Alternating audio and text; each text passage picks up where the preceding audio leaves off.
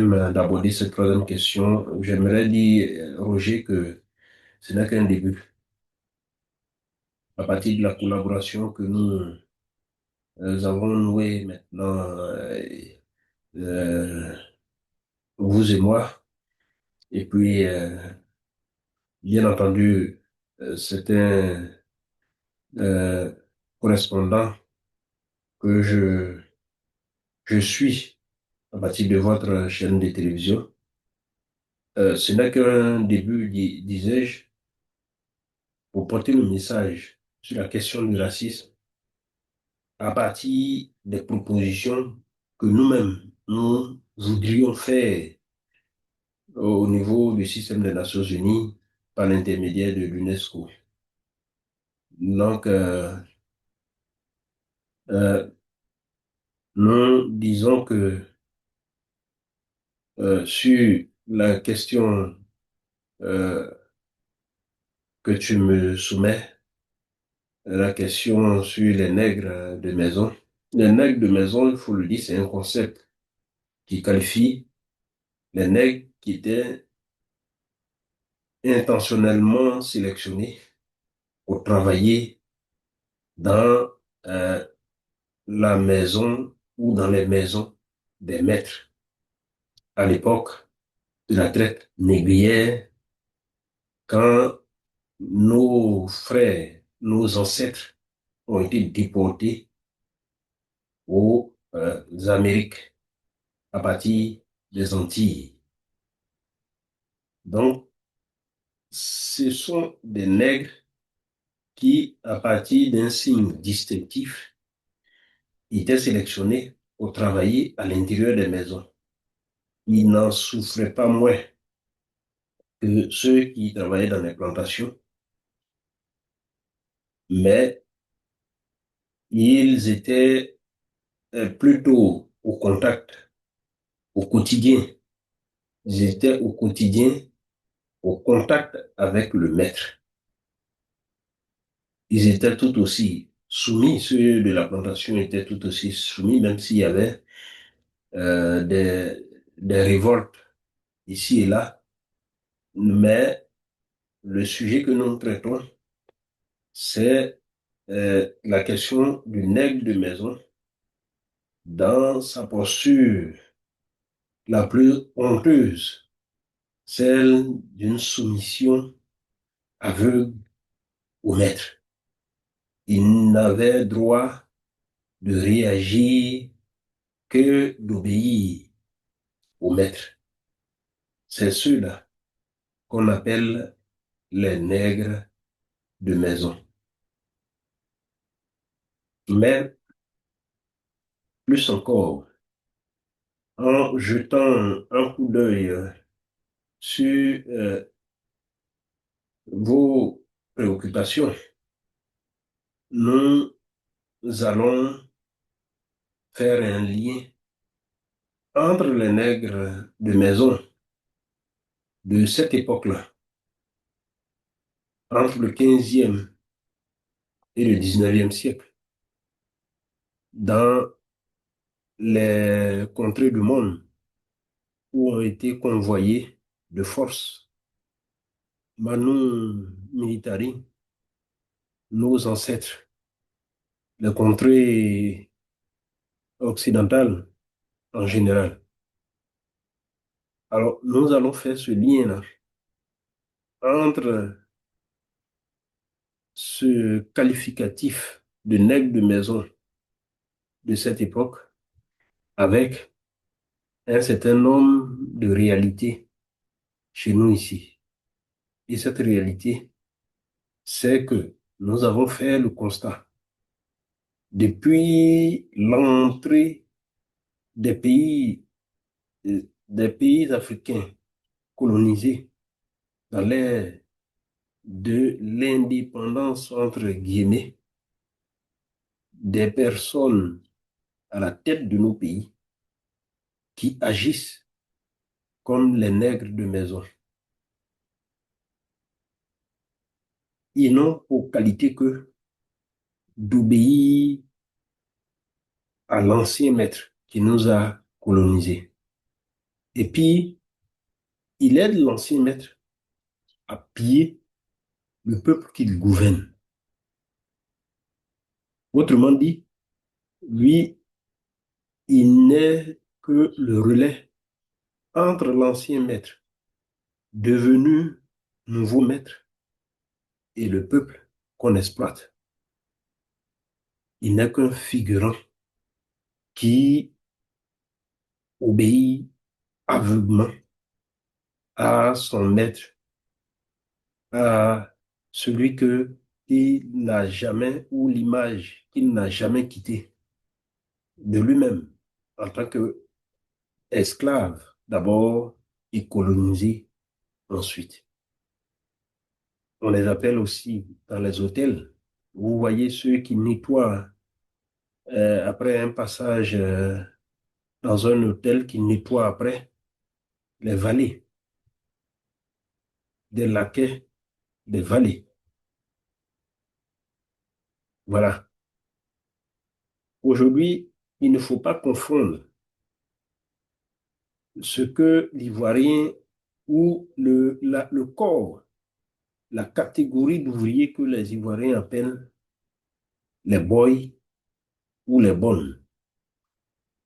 Les boys ou les bonnes, même s'ils ne sont pas bien traités, sont payés pour le service rendu. Ils ne sont pas payés tel que la loi dans nos pays africains voudrait, mais au moins ils sont payés pour le service rendu. Et quand ils ne veulent plus d'un contrat, ils ont cette liberté de rompre le contrat. Mais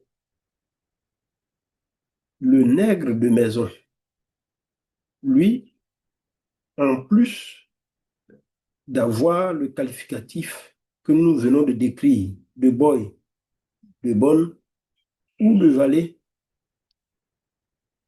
est un esclave, est un soumis presque éternel, si ce n'est la mort qui vient le délivrer. Et en lien avec certains dirigeants de l'Afrique noire et même dans le monde, ils sont en complicité avec les impérialistes, que ces impérialistes aient été leur maître direct ou indirect. Toujours est-il que aujourd'hui, c'est l'Occident qui perçoit les anciennes colonies comme des colonies encore sous domination.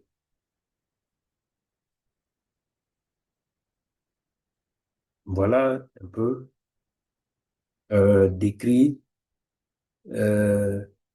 le personnage de nègre de maison.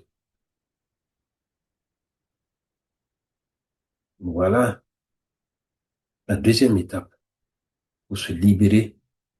Et la troisième étape, c'est d'aller à la construction d'un modèle de gouvernance qui ne va plus laisser place au positionnement d'un valet à la tête de nos États. Aujourd'hui,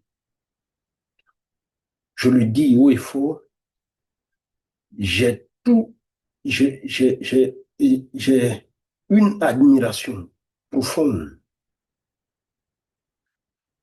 Et ceux-là ont toute mon estime, ceux qui se distinguent par leur talent, qui se distinguent dans le monde par la compétence qu'ils ont fournie. J'ai été meurtri de voir que un certain Didier Drogba n'a pas pu accéder à la présidence de la FIFA non pas parce qu'il était incompétent, mais parce qu'il était disqualifié par des manœuvres politiques. Je suis aujourd'hui peiné aussi par le fait que un certain Tidiane Thiam, qui a fait toutes ses preuves en dehors de l'Afrique, qui a fait toutes ses preuves au-dedans de l'Afrique, à travers son pays natal et au dehors ou en dehors de l'Afrique,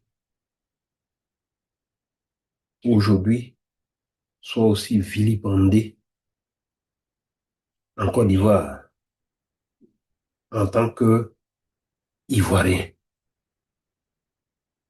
pour des questions de politique qui sont des questions normalement qui ne devraient pas conduire à une situation aussi malsaine.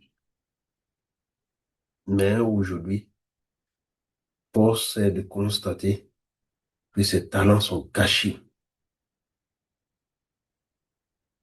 Qu'en sera-t-il d'un Yaya Touré, d'un Kolo Touré, tous ces talents qui, voyant, j'en suis sûr, ce qui se passe en Côte d'Ivoire, refusent, je ne mettrai même pas au futur, puisqu'ils ne viennent pas y exercer. Ils exercent en dehors de la Côte d'Ivoire. C'est quand même assez malheureux. Donc, aujourd'hui, nous devons élaborer un code de gouvernance qui va nous permettre d'établir les critères de gouvernance en Côte d'Ivoire et qui vont permettre d'élaborer une idéologie ou un ensemble d'idéologies qui ne s'apparenterait pas ou plus à celle connue qui parle de parti de droite, parti de gauche ou parti centriste. Nous avons nous-mêmes nos valeurs, des valeurs endogènes sur lesquelles nous pouvons baser tout, toute notre méthodologie, tous les procédés pour ressortir quelque chose qui définit notre profil politique. Ce code de gouvernance, dès que nous serons dans une certaine stabilité politique en Côte d'Ivoire, il faudrait le définir.